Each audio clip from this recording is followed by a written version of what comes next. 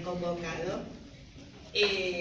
Siempre está bueno esto, no solamente para la información que puedan ustedes recibir, para los comentarios que podamos hacer, para las preguntas que ustedes tengan ganas de hacer después. Yo les voy a dedicar una exposición al tema que nos convoca, pero ustedes vayan acordándose de las preguntas para que después hagamos una instancia, ¿no es cierto?, donde puedan plantear sus dudas. Decía que está bueno convocarnos para estos temas porque a nosotros, los que estamos dedicados a esta tarea, no solamente desde lo terapéutico, sino y casi fundamentalmente desde lo preventivo y desde lo educativo, y que estamos trabajando hace muchos años en la universidad investigando sobre estos temas, nos resulta sumamente interesante, y además agradecemos mucho cuando hay una convocatoria de las instituciones, porque particularmente con este tema que nos convoca hoy sobre los juegos y las tecnologías y los juegos digitales, ocurre que por ser muy nuevo, ustedes saben que para que las investigaciones arrojen resultados confiables, tienen que pasar 10 años del objeto de estudio. Entonces, en realidad, incluso hasta la bibliografía que nosotros podemos manejar es sumamente nueva, pero además, y esto es muy para las instituciones y también para los padres, hace muy poco tiempo que se les da a los chicos como juguete medios tecnológicos. Entonces, bueno, un poco de eso vamos a hablar, y que siempre nos interesa hablar desde lo que significa para un chico el jugar, pero particularmente yo creo que si todos lo comentábamos reiteradamente con Silvina, con los directivos de las instituciones, con los gabinetistas, si todos pudiéramos posicionarnos respecto de una misma representación de niño, ¿quién es el niño hoy? ¿Qué necesita? ¿Qué cosas de siempre necesita? Universal, que siempre el niño ha necesitado. ¿Qué cosas han cambiado hoy? ¿Qué tiene que cambiar? ¿Qué hacemos con las nuevas modas? ¿Qué hacemos con las nuevas costumbres de crianza para los chicos? ¿Qué está bueno? ¿Qué no? Si todos nos pusiéramos de acuerdo, nada más y nada menos que en ese punto, todo sería más fácil. Porque en este caso los juegos, pero en otros sentidos las conductas en general, las pautas, las normas de crianza en general no son ni buenas ni malas. Lo que es según cómo impactan, en qué contexto familiar, histórico, regional impactan, qué representación tiene estas conductas, ¿no es cierto? Es muy común, por ejemplo, que no tanto los padres de la generación de ustedes que son muy jóvenes, sino algunos a lo mejor un poco más grandes, pero mi papá venía, me daba un buen chivo, se terminó el asunto. Bueno, a ver, en aquella época incluso hasta daba resultado, porque el chivo tenía una connotación que no la tiene hoy. Entonces, si nosotros entendemos que, porque el chico espera no solamente de nosotros los adultos, de los padres, de los educadores, de los abuelos, de los tíos, del entorno, hay una especie de nube de inconsciente colectivo que tiene que ver con lo cultural, que marca tendencia. Entonces, en este contexto, quiero que ustedes me tengan un poquito de paciencia para que yo pueda presentarles primero de qué niño hablo cuando hablo de un niño. Y a partir de ahí, entonces sí, vamos a trabajar sobre el juego y la tecnología. Una de las investigaciones tal vez más interesantes que hicimos en los últimos tiempos tiene que ver con un estudio que nosotros hicimos, que duró varios años, porque íbamos sacándole partecitas secos al investigación. Mira, ¿qué representación de niño tiene el adulto? Hicimos encuestas con padres, hicimos encuestas... ¿Me escuchan bien los de atrás? Bien. Hicimos encuestas con padres, con docentes, con gabinetistas, con niños, desde jardín de 3 a 3er grado de escuela primaria. Y es muy curioso, porque cuando nosotros decíamos, por ejemplo, a un docente o a una mamá, ¿qué es para usted un niño? Ay, era una cosa, naif, un niño es la ternura, la bondad. Bien, seguíamos haciendo otras preguntas y después preguntábamos, ¿qué es para usted el niño hoy? Son unos tremendos, te pasan por encima, son unos maleducados, son hiperkinéticos, no se quedan quietos, saben más que vos. Bien, ¿cuántos niños tenemos? Tenemos un niño, es el niño. Entonces, lo primero que vamos a decir es que hay 2 aspectos que tienen que ver con el desarrollo del niño. Uno, que es absolutamente universal, extemporáneo, de todas las épocas y de todas las culturas. Es aquello que tiene que ver con el cuidado. El niño necesita asimetría. El que sabe respecto de él es el adulto. El que toma postura frente a su cuidado es el adulto. Y el niño no sabe. Y va tomando del adulto las referencias que le van dando. Esto sí, esto no, sos esto, sos el otro. Ahora bien, lo que no es universal es que la modalidad con la que vayamos dando referencias, ¿no? Lo que te dejo, lo que no te dejo, si te explico de más, si no te explico, si te digo cállate la boca y andate a dormir, o si te digo, bueno, mira, esto no se puede hacer, porque, bueno, o el tipo de información que le dé, eso tiene que ver con la época. Porque si nosotros hoy tenemos un chico que tiene muchísima información, porque además interactúa con el adulto desde muy chico, repito, nada es bueno o malo, sino hay que ver cómo va repercutiendo lo que hacemos. Evidentemente tendremos que adaptarnos al contexto. Bien, entonces, por un lado, el chico se va a ir, ahora voy a ir nombrando términos, va a ir desarrollando su identidad, porque esta es una cosa de las cuales nosotros hablábamos, veíamos en las investigaciones. En la segunda respuesta lo que veíamos es que había un adulto que, razonándolo, no, pero a la hora de la respuesta, a priori, veía un niño como que nacía sabiendo.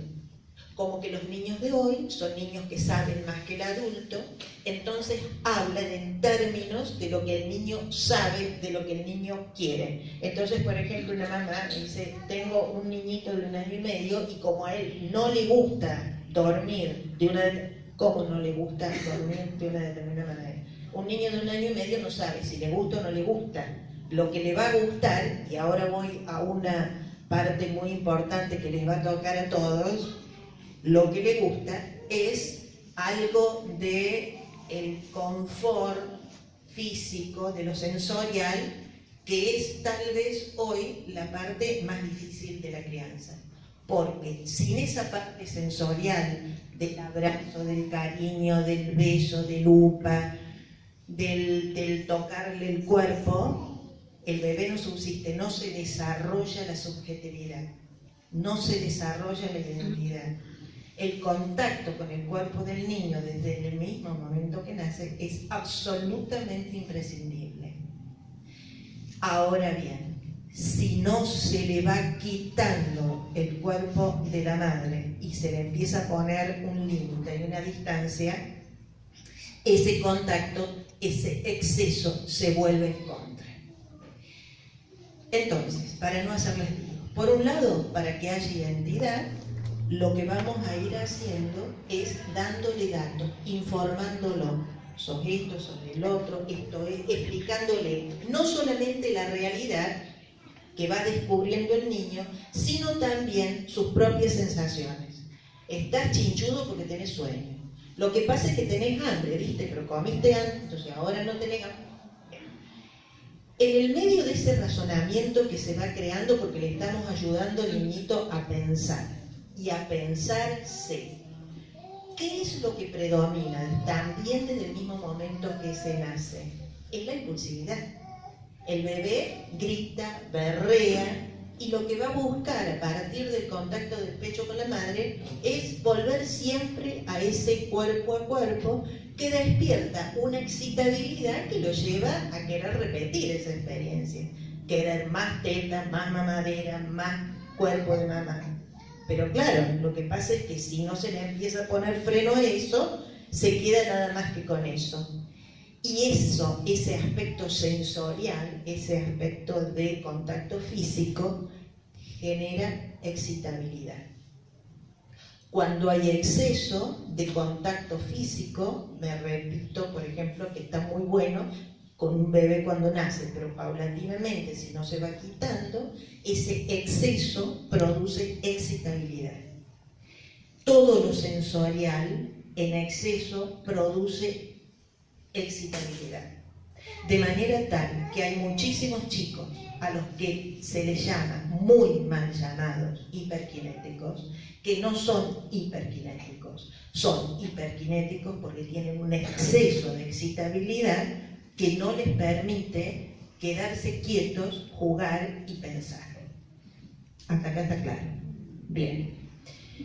Digo esto muy vehementemente y muy marcadamente porque estamos viviendo un momento, ¿no es cierto?, una época, acá sí traigo lo epocal, en que esto se ha subvertido en el sentido de que estamos insertos en una cultura en la que predomina un concepto de felicidad que tiene que ver con lo sensorial. Entonces, no es responsabilidad de los padres, no es responsabilidad de los docentes, es una cultura que nos atraviesa con mandatos que nos dicen, vivamos hoy.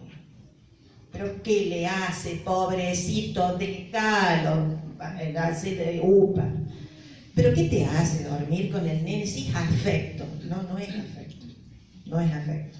No es afecto porque es un exceso de excitabilidad en el cuerpo que hace que el chico todo el tiempo vaya a buscar esa atracción sensorial, erótica, como le llamamos nosotros, y no pueda poner la distancia necesaria para pensarse individualmente.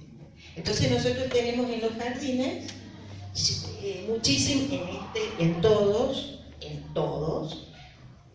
tenemos chicos súper excitados porque tienen un exceso de contacto con el cuerpo de la madre, que cuando están justamente en la salita a donde tienen que estar en un grupo de 30, están perdidos, porque fuera de ese contacto de estar pegados no se reconocen a sí mismos. Necesitan siempre un adulto que les esté dando placer en el cuerpo y que por otra parte lo tenga ahí presente. No se genera algo que es importantísimo para el desarrollo de la identidad y para el desarrollo del conocimiento de sí mismo. No se genera la posibilidad de pensar a solo y pensarse a solo. Hasta ahí vamos bien. Entonces, cuando nosotros hablamos de los juegos, decimos, bueno, en este contexto, con este niño, ¿cuál es la importancia del juego en la infancia? El juego tiene que ver con esta representación de sí mismo, ¿no es cierto? Es decir, cuando el chico juega, adopta roles, incluso cada edad tiene su juego y cada edad tiene un juego diferente porque lo que el chico necesita representar es diferente a los 2 años o a los 5, bien diferente. Entonces, ¿por qué el nene de 2 años necesita jugar con tierra, con barro, enchastrarse, mojarse, jugar con arena, hacer ruido? Porque recién se está separando de la mamá.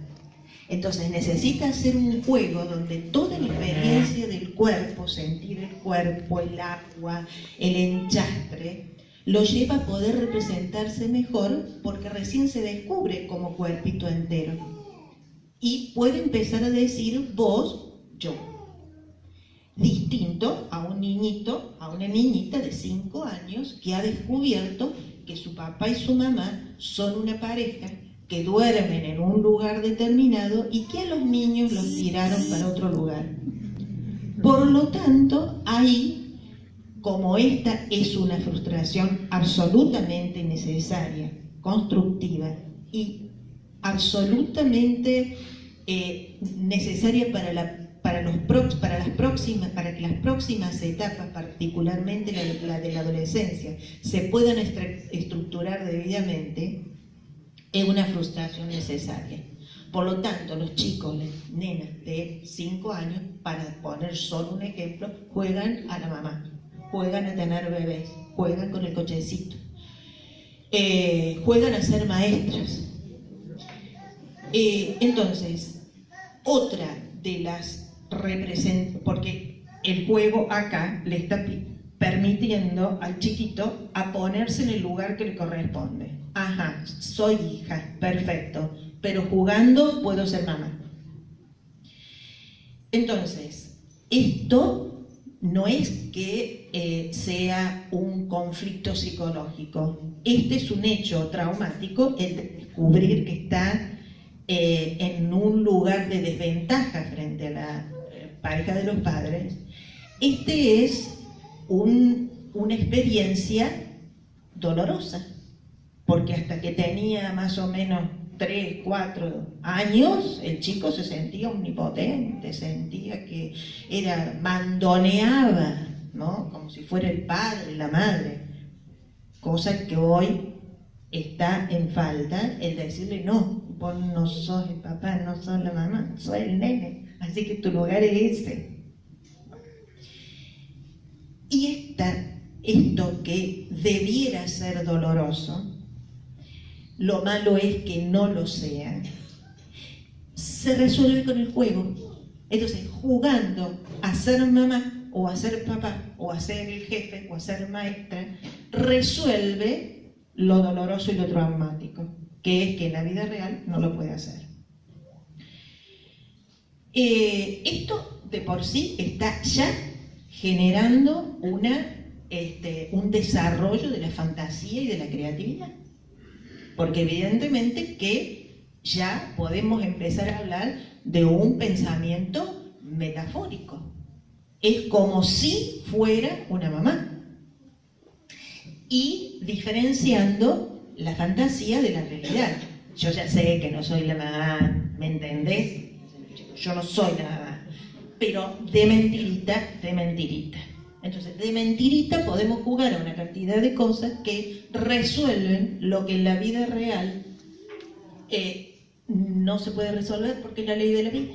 El chico tiene que ir yéndose de ese triángulo paterno-filial para que el día de mañana, escuela en el medio, socialización a través de la escuela, puede empezar a tener amigos que no tienen que ver con la familia y luego tendrá novia, novio, formar una nueva familia, etc.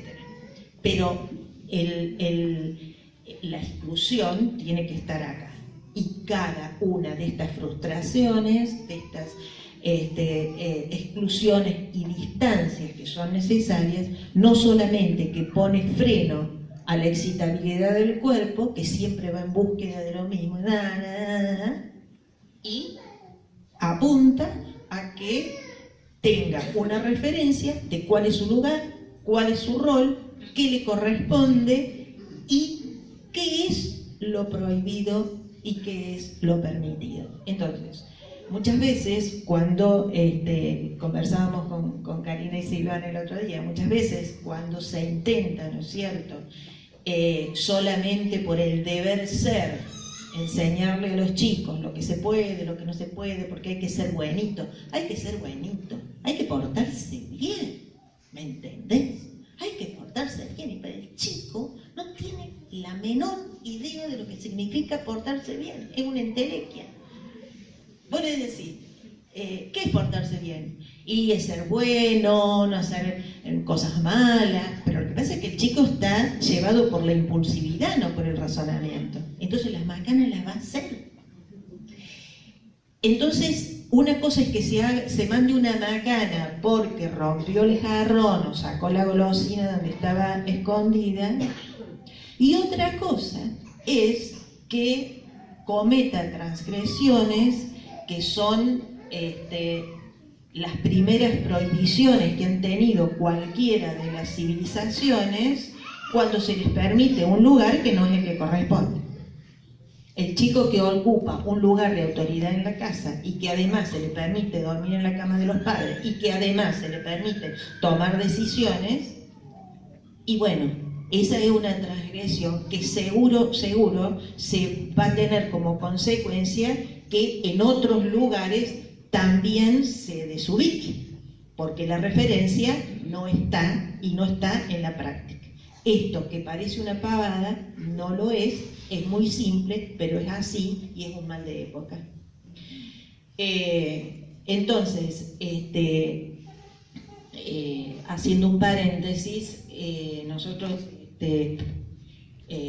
pertenecemos con muchos profesionales de todas las ramas de la salud y educación a un foro que se llama Fórum de Infancia, que luchamos contra la patologización de la infancia, y que no es ni más ni menos de lo que estoy hablando. Cuando vienen los padres al consultorio y dicen, vengo porque el nene tiene berrinche, el nene tiene 3 años, y bueno, una cosa es que uno les pueda dar una mano y les pueda dar una orientación, y otro es que se lo trate como si el nene tuviera un problema psicológico. No sé si y hoy se da mucho eso.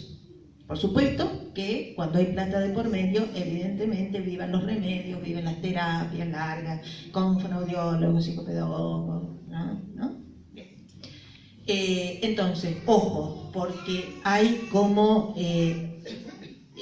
sufrimientos que hacen un ruido tremendo, que parece que el chico tiene una patología terrible y en realidad lo único que tiene es que el padre o la madre no lo han puesto en el lugar que corresponde. Así de simple. Susana, pero con eso nomás, sí, con eso nomás. Si la cosa va bien y no hay otra complicación, con eso se resuelve. Es así de fácil. Bien. Entonces, el juego sirve para esto. El juego sirve para esto. Nosotros vemos hoy muchísimos chicos que no juegan porque no tienen, digamos, la posibilidad ni el espacio para tener que representar todo eso que no tiene, porque el juego siempre va a estar implicando una falta. Ahora, si el chico lo tiene todo, no tiene que jugar. Y si además ocupa los lugares de privilegio que supone que no debiera ocupar, no tiene mucho a que jugar. Entonces ahí está la plata. Pero claro, sin juego tampoco se desarrolla la organización del pensamiento y la inteligencia, porque para el que el pensamiento se desarrolle no es otra moda que escrachamos, no es empezar a enseñarle inglés, a contar y los colores cuando tienen 6 meses de vida. No. El pensamiento se desarrolla a través del juego, teniendo en el juego aquel espacio y lo necesario, de lo que voy a hablar en un rato, para que el chico pueda pensar, fantasear y actuar. El juego es acción. Entonces, bueno, para eso sirve el juego en la infancia. Ya lo voy a ir desarrollando punto por punto, pero entonces, con el juego se representa a sí misma, genera identidad, desarrolla fantasía y creatividad, desarrolla la inteligencia y el pensamiento. Todo esto después va a transferirse a la escuela directamente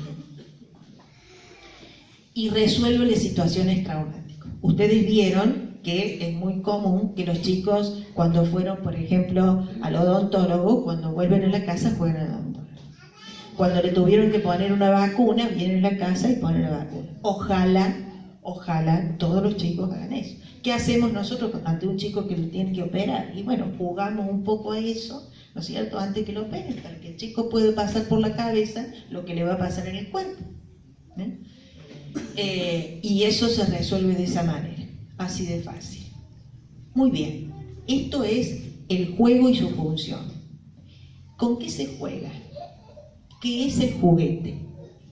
El juguete es un objeto que puede ser un vaso, que puede ser una cocinita, que puede ser un autito, que puede ser un palito o que puede ser una pelucita. Porque en realidad el juguete es juguete, lo denominamos juguete cuando está inacabado. Estos juguetes que se venden ahora, que tienen todas las funciones y que además son exactos a la realidad. Por ejemplo, las computadoras que se venden para chicos podrán tener alguna función menos, pero en realidad, o los celulares para chicos, en realidad no son muy diferentes que los de los adultos. Entonces, los juguetes, pues bueno, ay, perdón ustedes que me escuchan a cada rato, pero yo tengo que decir lo de la Barbie, porque no puedo pasarla por alto.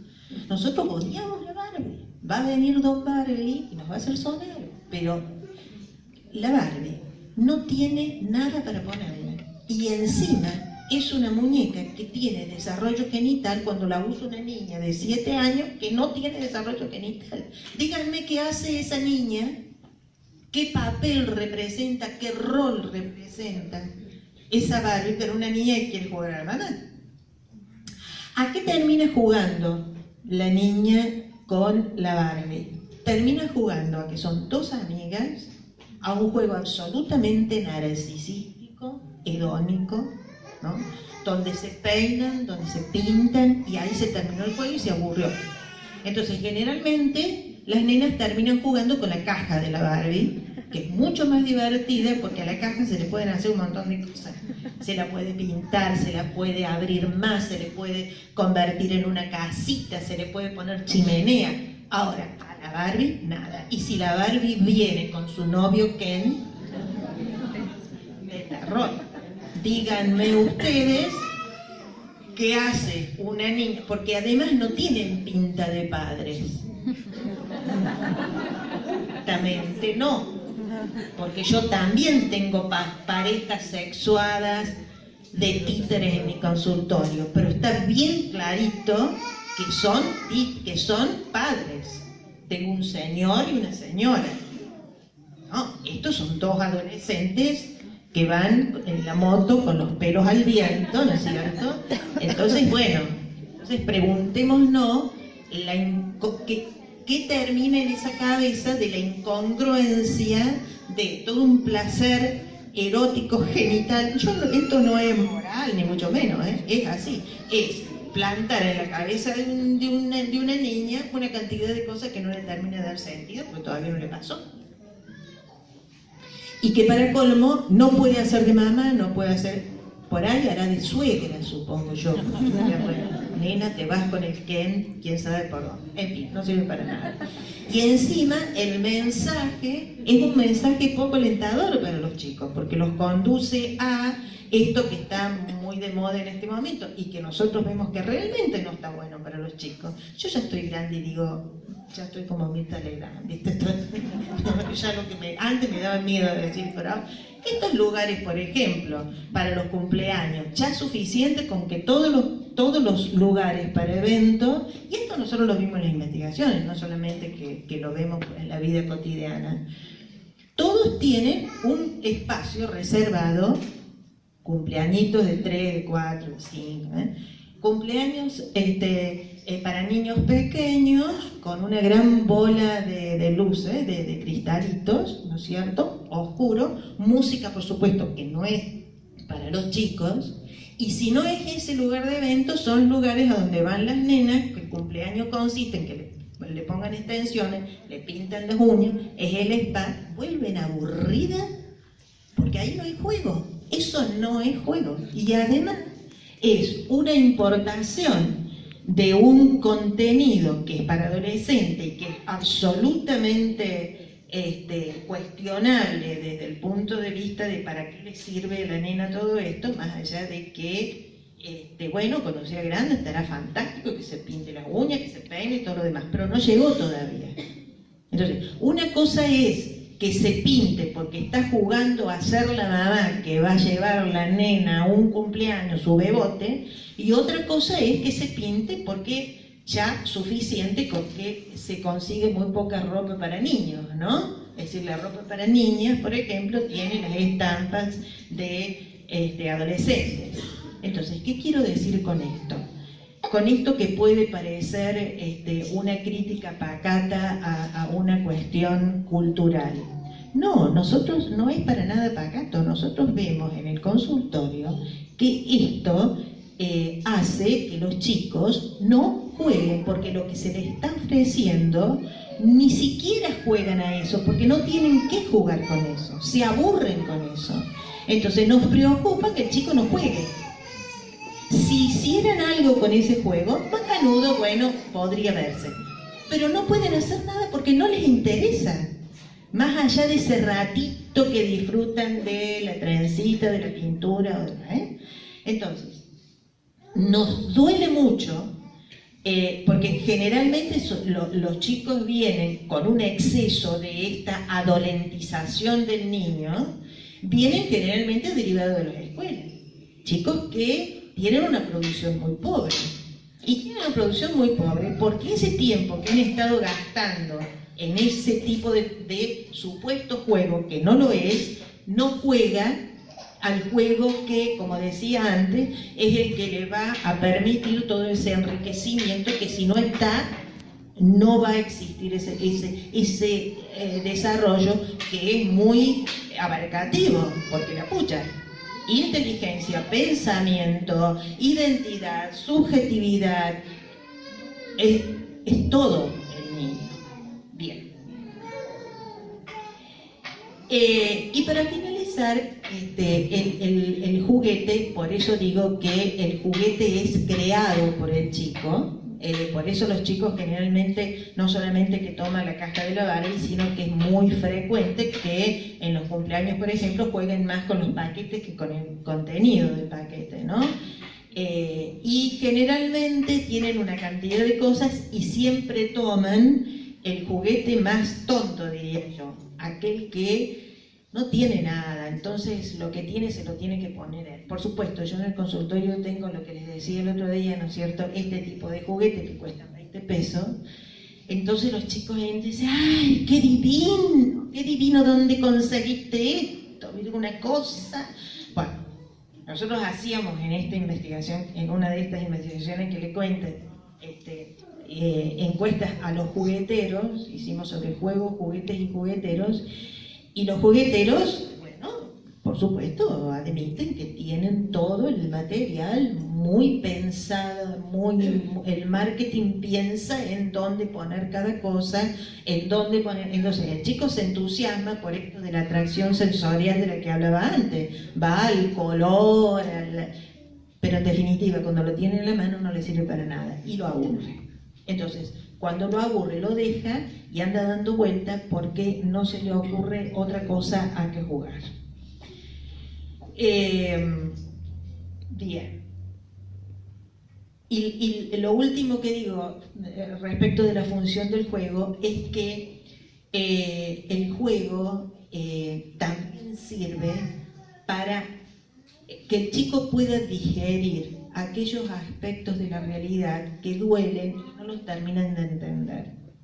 Todas esas cosas que inevitablemente le pasan a un chico o a una familia, ¿no? Muchas veces hay un duelo, por ejemplo, en las familias.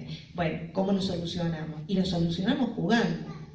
Lo solucionamos cambiando de roles, viendo cómo el bebé llora, cómo, en fin, cómo en el juguete, que puede ser un muñeco, que puede ser un pedazo de trapo, que puede ser no importa qué, el mejor juguete es el que no se compra, sino el que crea el chico, el que anda dando vueltas, y uno lo que menos espera es que tome de la casa algo que uno nunca hubiera imaginado que podría servirlo para representar un juguete, algo, ¿no? Un objeto.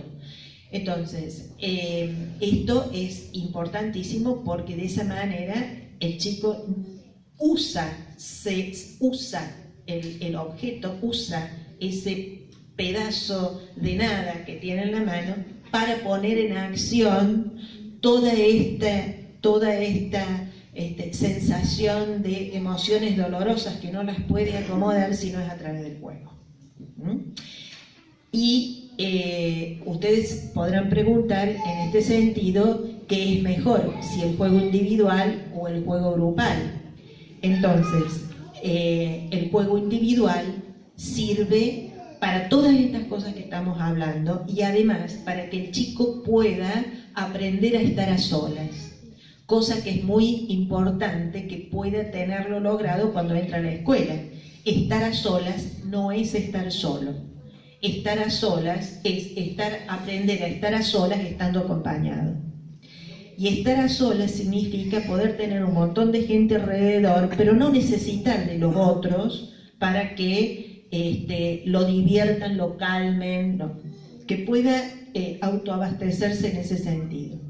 Pero también necesitan muchísimo del juego en grupo, porque ahí se van a desarrollar todas las otras funciones que tienen que ver con la regla y con la norma.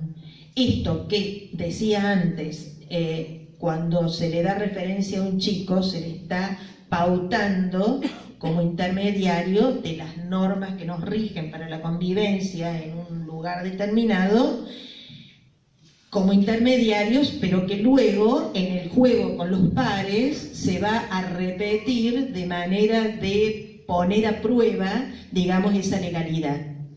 Entonces, bueno, yo primero, bueno, ahora me toca a mí, tenés que esperar, contamos cuántos somos, repartimos entre todos. Bueno, tanto uno como el otro son necesarios. Entonces, cuando nosotros decimos, pero entonces todos los otros juegos, como por ejemplo, no solamente los tecnológicos, sino otros juegos como pueden ser los juegos de mesa, las cartas, no tienen estas características, efectivamente, porque ese es otro tipo de juego. Lo que decimos es que tienen que estar todos los juegos. El chico tiene que jugar a todos los juegos. Entonces ustedes dirán, bueno, pero entonces un ratito de tablet o un ratito de celular o un ratito de televisión, no pasa nada. No pasa nada. Pero lo que pasa es que no todos los juegos son adictivos como lo son los juegos de pantalla. Esa es la diferencia. Entonces, el mazo de cartas, si uno le dice, bueno, vamos a comer, se puede dejar. La tablet no se puede dejar. Esa es la diferencia. Para que el juego sea juego, tiene que haber acción. Y el objeto es simplemente un intermediario entre la acción, lo que el chico hace, el movimiento, la puesta en escena y lo que va a terminar desarrollando. El objeto tiene que ser nada más que una herramienta, nada más que eso, un instrumento. No puede ser en sí mismo el juego. Le voy a comprar una muñeca que tiene con la casita y con esto y con el otro, y no va a jugar porque no tiene mucho para ponerle ahí. En cambio, si se le compra la muñeca desnuda, por dar un ejemplo de juguete, es muy probable que tenga mucho para ponerle. La ropa, cómo vestirla, qué hacerle, si peinarla, si bañarla. ¿Estamos de acuerdo? Bien. Vamos ahora específicamente al tema de la pantalla. Por eso digo, la pantalla no es ni buena ni mala. Pero hay que saber qué produce, ¿no? Y de qué nos tenemos que cuidar. Yo no me espanto con las pantallas. Simplemente me parece que es importante saber de qué nos tenemos que cuidar. Si la pantalla, sea cual fuere, televisor, tablet, celular, lo que sea, es un intermediario, vuelvo a que sea un intermediario para un objetivo determinado, como puede ser desde buscar música para jugar a que se es la bailarina o el cantante, y hay ficción, perfecto. Si se la busca para buscar información sobre algo que se necesita saber en la escuela o en la no escuela, pero como me decía una paciente mía, y bueno, pero vos entonces ¿cómo hacés para saber lo que le pasa a los chicos? Y bueno, así, jugando, yo me voy dando cuenta, ¿no? Ah, sí, ¿y por qué no haces como mi mamá? Dice, mira, pon en el Google, miedo, le sale toda la respuesta. Entonces, bueno, a ver, está bueno también cuidarse de una información que viene digerida, masticada y que no siempre es justamente la que va a provocar la curiosidad del chico, que es tan importante, y tampoco es seguramente la cierta o la que el chico necesita que sea adecuada para la edad que corresponde. Ahora, lo que a nosotros nos preocupa de la tecnología en los chicos son dos cosas que hacen un cóctel con estos aspectos culturales de mal de época de los que hablaba antes. Una es que generalmente no se usa para una función, digamos, para un objetivo como el que estaba diciendo antes, o a lo mejor, bueno, está muy acelerado, entonces un ratito antes de comer, un ratito antes de dormir, un ratito, sino que generalmente cuando hay un exceso, tiene que ver con un opacamiento o un ocultamiento del malestar. Mientras el chico esté conectado con la pantalla, no va a expresar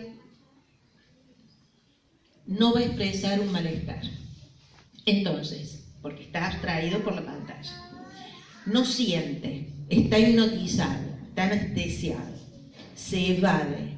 Entonces, si a esto nosotros, y es adictivo, entonces si nosotros ponemos este ingrediente en la vida del chico, más la tremenda estimulación a la búsqueda, vuelvo a lo anterior, a la búsqueda del placer a corto plazo, el placer al inmediato, quiero el caramelo ya, quiero que me escuches ya, quiero quiero que duermas conmigo, quiero, es decir, esto que es pulsional, no razonado, ahí es un cóctel explosivo, porque en la pantalla va a tener todo ya, y lo va a tener organizado de manera tal que lo va a hacer adictivo, porque es un círculo de estereotipos que giran y que todo el tiempo lo vuelven al chico a estar absolutamente quieto y no pone nada. La máquina es la que va a organizar lo que el chico tiene que hacer. Es tramposo porque le hace creer al chico que es el chico el que gana, el que pierde, el que... No, pero en realidad todo lo hace la máquina, ¿no? Entonces, yo diría para que ustedes más o menos se vayan de acá con una idea, por lo menos, de qué es lo que hay que cuidar frente a la pantalla. Miren que no estoy diciendo no la usen, sino en qué aspectos impacta más la pantalla, porque por supuesto que si esto se produce, lo que decía antes se produce, evidentemente es el paraíso. Acá si van con los mellizos, realmente se debe estar tentando de darles una tabla y se les terminaron todos los problemas. no tendrías problemas, señora. Los anestesias ahí, mira, no necesitas guardería, niñera, nada, se quedan quietitos. Entonces, si también decía antes que estamos asistiendo épocas en los que el berrinche del chico, el llanto, el pataleo, la demanda, ¿no? Escúchame, es un error de los padres o es un problema patológico del chico, lo tapamos con la pantalla. Ahora, si nosotros entendemos que hay que estar atentos porque el berrinche del chico, el llanto del chico, la demanda del chico es justamente de lo único que los adultos nos podemos tomar para saber si le pasa algo o no le pasa algo y qué es lo que quiere. Porque si nosotros sofocamos esa manifestación de disgusto, de frustración, de enojo, de lo que fuera, no sabemos qué le pasa. Entonces, claro, no es agradable, pero es de la única manera que nosotros podemos revertir eso tomándolo, interpretándolo y devolviéndolo a modo de respuesta. Mirá, estás enojado porque querés sentarte en ese lugar y ese no es tu lugar, ese es el lugar del papá o ese es el lugar de tu hermano. Entonces el chico entiende. Puede seguir enojado, pero entiende, se lleva un dato más que le hace falta para la vida. Si el chico interrumpe, hay que dejar que interrumpa para decirle, mira, no interrumpas más porque todos tenemos que hablar. Y ahora estamos hablando yo con y eso lo transfiere a otros grupos sociales como en la escuela. Ese es un dato que le sirve para la vida, que le sirve para socializarse. Entonces, la pantalla opaca, sofoca los reclamos del chico. Y fundamento con lo anterior. Si estamos asistiendo a una época a donde el malestar no existe, porque tenemos el concepto de felicidad con que no hay que sentirse deprimido, no hay que sentirse triste, siempre tenemos que estar pum para arriba, todo tiene que ser felicidad, no hay que ser tonto, hay hasta una descalificación del dolor. Y no voy a decir malas palabras acá porque queda feo, pero nos suelen decir, no sé, pero que te vas a hacer problema por ahí. Sí, hay que hacerse problema, porque si uno no se hace problemas no se resuelve. Por supuesto que no es agradable, pero esto de la felicidad, guau, bueno, es decir, nosotros también estamos pensando en que si nosotros no le vemos este costado a la cuestión, que muchas veces decimos, bueno, pero los padres en la casa también están atravesados por esto. No es que los padres en la casa son unos perversos que no les importa nada, no. Yo nunca he visto en mis larguísimos años de trabajar con niños, que siempre trabajé con niños, no es que salté de un trabajo a otro, nunca he visto tantos padres hombres en mi consultorio. Los padres tienen un compromiso, habrá algunos que no como siempre, pero los padres están muy comprometidos. Lo que pasa es que no saben qué hacer. Se han perdido las certezas. No saben, porque la que impone certezas es la cultura a través de los contenidos audiovisuales. Seamos regios, comamos esto, consumamos aquello. Entonces la vida no está hecha de eso. De manera tal que uno de los aspectos que tiene que ver con un impacto emocional negativo de la pantalla es esto, que sofoca, que calla aquel reclamo que solamente se puede hacer cuando el chico está conectado con la persona que está a su cargo. El otro aspecto en el que impacta, hablé un poco de eso hace un rato, es en el desarrollo intelectual.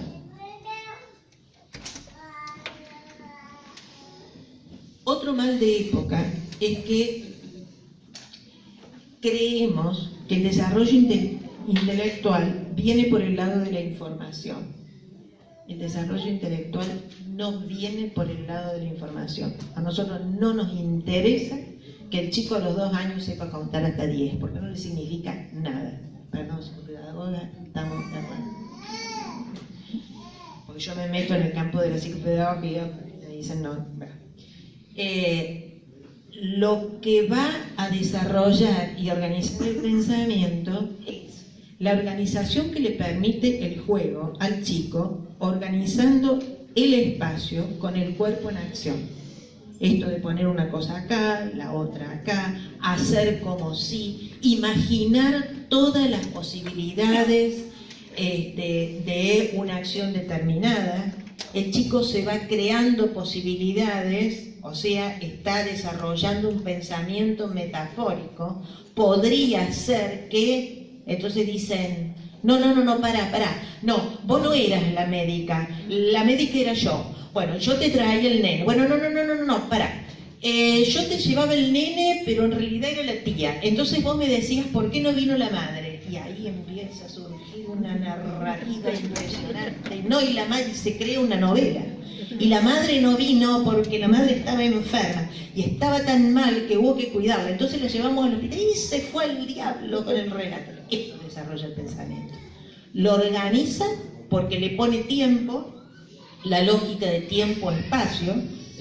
Acá, primero esto, segundo esto, lo organiza y además desarrolla en ese marco, desarrolla la inteligencia en el sentido de poder producir simbólicamente todo eso que no está en la escena. Todo eso que es intangible, que no se puede tocar ni ver, que se crea y es como si estuviera. Si ustedes imaginaran la incidencia que tiene esto en el aprendizaje escolar, realmente exigirían que los chicos jueguen a la manera que estamos hablando. Por ejemplo, hay serios problemas en matemáticas en este momento porque los chicos, por supuesto, si no ponen el cuerpo en acción en la organización del espacio y el tiempo, la lógica matemática no puede resultar. Esto que es tan simple que hacen los chicos desde que se empiezan a sentar en el corralito, ¿no es cierto? Esto de agrupar, poner, sacar, es menos, es más. Pero, sin embargo, en lo que se está trabajando mucho en las escuelas en este momento es con los grandes problemas que tienen las escuelas con la lengua. Muchos problemas. Y no es que la culpa la tenga el chat o la culpa la tenga la escritura. No, porque incluso se han hecho estudios en las escuelas de adolescentes, ¿no? De chicos del segundo ciclo, del ciclo de especialización, y no hay incidencia, pasa otra cosa, pero no es eso. En lo que tenemos problemas con la lengua es que los chicos no tienen narrativa. Esta cosa como terminar de formular la frase, cómo le cambiarías el final, a partir de este título inventa un cuento, pobrísima la lengua. Y que por otra parte, la tecnología, en este sentido que estamos hablando, cuando hay un exceso, si no surge el malestar, tampoco surge el diálogo. Si cada uno está con su pantalla, no se habla. Y hay ciertos aspectos del desarrollo de la lengua que tienen que ver con el intercambio con el otro. Porque entonces, yo, por supuesto que lo que digo no es que esté en contra de determinadas cosas o profesiones. No estoy en contra de los fonoaudiólogos, pero se manda fonoaudiólogos. Hay chicos que no tienen problemas de lenguaje, tienen problemas de pensamiento. Y que no pueden armar una frase concreta porque para armar una frase y decirla, primero hay que pensarla. Y para pensarla hay que poder hacer una síntesis de todas estas ideas desordenadas que uno tiene en la cabeza. Entonces, en todo esto es en lo que está incidiendo en la lengua.